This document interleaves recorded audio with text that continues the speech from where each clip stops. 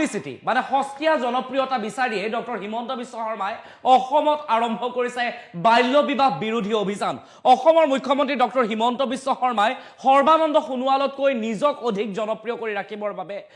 বিশেষ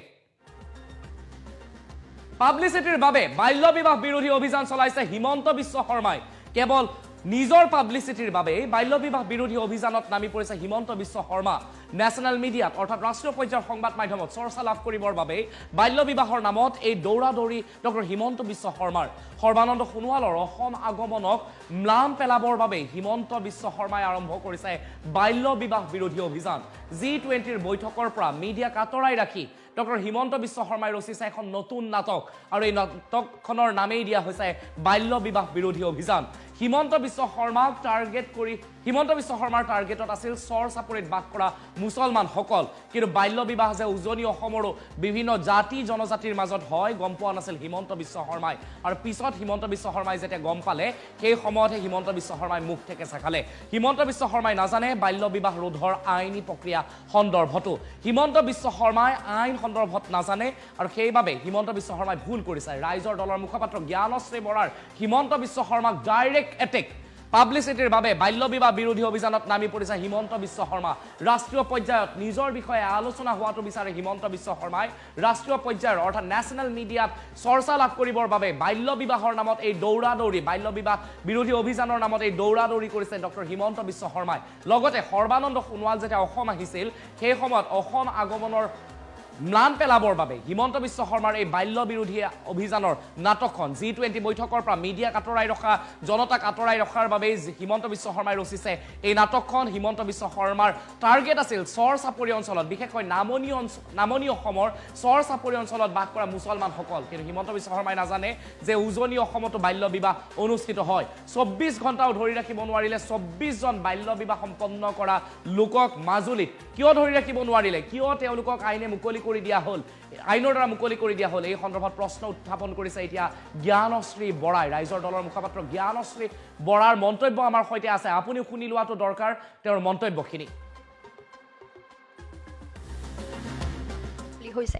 মই বুজি পাইছো যে হিমন্ত বিশ্ব শৰ্মাদেৱৰ খুব এটা নতুন চখ হৈছে তেখেতে ন্যাশনাল মিডিয়াত খুব চৰ্চিত ব্যক্তি হ'বলৈ খুব চেষ্টা কৰিছে লাহে লাহে গতিকে মেৰাৰ আগত মানে অসমতো তেখেত চৰ্চিত হৈ থাকে কিবা কিবি কৰি থাকে কিন্তু এনে ধৰণৰ কি কাম কৰিব যাৰ বাবে তেওঁ নেশ্যনেল মিডিয়াত চৰ্চিত ব্যক্তি হ'ব নেশ্যনেল লেভেলত তেওঁৰ বিষয়ে টক শ্ব' হ'ব বিভিন্ন ইউটিউবাৰে তেওঁলোক সমালোচনা কৰিব এই কামবোৰৰ বাবে তেখেতে অদ্ভুত পাব্লিচিটিৰ কাৰণে বেলেগ ধৰণৰ এটা সিদ্ধান্ত লয় সমান্তৰালভাৱে আৰু এটা কথা লক্ষ্য কৰিলোঁ G20 Y20ৰ সামিট আছিলে মিটিং আছিলে G20ৰ এই সময়ছোৱাতে কিন্তু বাল্য বিবাহৰ বিৰোধী অভিযানটো এনেদৰে চলিলে যে G20ৰ মিটিং Y20ৰ সামিট এই বস্তুবোৰ মানুহৰ দৃষ্টি আকৰ্ষণে নকৰিলে আৰু যি সৰ্বানন্দ সোণোৱাল ডাঙৰীয়া আহিছিলে গতিকে কৰবাত এটো ফিল হ'ল যে মিডিয়া এটেনশ্যনটো যাতে সৰ্বানন্দ সোণোৱাল দেৱলৈ নাযায় আৰু হিমন্ত বিশ্ব শৰ্মাদেৱে গ্ৰেপ কৰি থব পাৰে নেশ্যনেল মিডিয়া ইণ্টাৰনেশ্যনেল মিডিয়াৰ ফ'কাছটো যাতে Y20 G20ৰ ফালে নাযায় এইটো এটা যেন চেষ্টা যেন লাগিলে এই পাব্লিচিটি ষ্টাণ্ট নহওক সঁচাকৈ বাল্য বিবাহ হোৱাৰ সময়ত তাক ৰোধ কৰা যাওক বাল্য বিবাহক উদগনি যোগোৱাসকলক শাস্তি দিয়া যাওক কিন্তু চৰকাৰৰ পক্ষত নহয় এইটো আইনে কৈছে বাল্য বিবাহ বিৰোধী যিখন আইন আমাৰ হিন্দু মেৰিজ এক্টত হওক বাল্য বিবাহ প্ৰহিবিশ্যনৰ ক্ষেত্ৰত হওক যিখন আইন আছে ইয়াত আইনে এইটো কথা কৈছে যে যিকোনো মানুহ যোনে বাল্য বিবাহ কৰে বাল্য বিবাহত জড়িত হয় বাল্য বিবাহত উদগনি দিয়ে পিতৃ মাতৃ ইনফেক্ট পুৰোহিতলৈকে এনেধৰণৰ মানুহ গ্ৰেপ্তাৰ হ'ব লাগে উকিলো গ্ৰেপ্তাৰ হ'ব লাগে যদি তেওঁলোকে ইনভলভ হৈছে গোটেই প্ৰচেছটোত সেইটো আইনেই কৈছে কিন্তু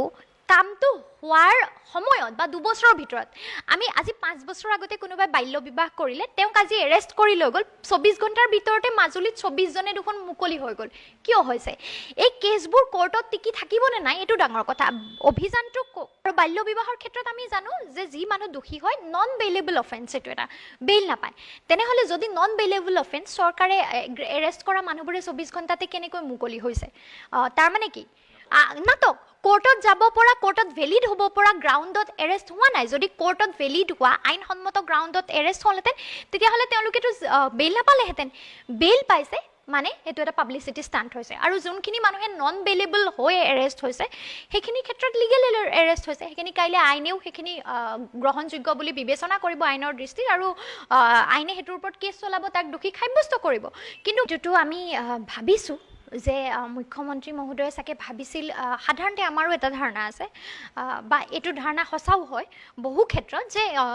আমাৰ চৰ চাপৰি অঞ্চলৰ মানুহবোৰৰ ল'ৰা ছোৱালী সোনকালে বিয়া দিয়ে আৰু হয়তো মুখ্যমন্ত্ৰীয়ে ভাবিছিল যে চৰ চাপৰি অঞ্চলৰ মানুহৰ কাৰণেই এই কামটো বেছিকৈ কৰা হ'ব কিন্তু মুখ্যমন্ত্ৰী মহোদয়ে পাহৰি গ'ল যে আমাৰ উজনি অসম আমাৰ ট্ৰাইবেল মানুহখিনি য'ত থাকে আমাৰ গাঁৱৰ সাধাৰণ মানুহখিনি য'ত থাকে যাৰ বাবে দুবেলা দুসাঁজ উপাৰ্জন কৰি খোৱাটো খুবেই কষ্টকৰ তেনে অঞ্চলতো বাল্য বিবাহটো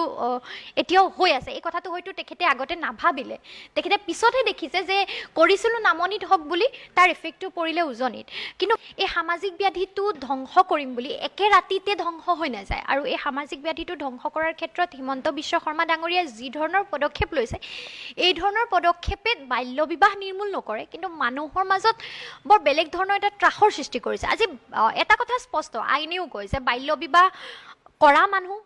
বাল্য বিবাহৰ লগত জড়িত থকা বা যিকোনো ধৰণে বাল্য বিবাহক উদগনি দিয়া মানুহ আচলতে আইনৰ দৃষ্টিত দোষী তাৰ বিৰুদ্ধে একশ্যন হ'ব লাগে কিন্তু একশ্যন কেতিয়া হ'ব লাগে আমি দেখিছোঁ যে বাল্য বিবাহ হৈ গ'ল বহুত বছৰৰ আগতে ল'ৰা ছোৱালী ডাঙৰ হ'ল মানুহ বয়স হোৱাৰ পাছত আজি উঠাই নিয়া হৈছে আইনত কৈছে যে বাল্য বিবাহটো ইনভেলিড হ'ব তেতিয়াহে পানিছেবলো হ'ব কিন্তু বাল্য বিবাহটো আচলতে অবৈধ বুলি ঘোষণা কৰিবলৈ হ'লে 2 বছৰৰ ভিতৰতে কোৰ্টত তাৰ বিৰুদ্ধে কমপ্লেইন দিব লাগিব এতিয়া আজি হিমন্ত বিশ্ব শৰ্মা দেৱ ইমান দীৰ্ঘদিন ধৰি শাসনত আছে তেওঁ বিজেপিত আছিলে কংগ্ৰেছতো আছিলে কিন্তু আমাৰ ডিষ্ট্ৰিক্টে আচলতে ইয়াৰ কাৰণে যি প্ৰহিবিশ্যন অফিচাৰ লাগিছিলে সেই অফিচাৰ আজিলৈকে এমপ্লয়ড নহ'ল মুখ্যমন্ত্ৰীয়ে নাজানেই বুলি কৈছে যে অফিচাৰ নাছিলে আগতে গতিকে ইমান যে বছৰে বছৰে বাল্য বিবাহ হৈ থাকিলে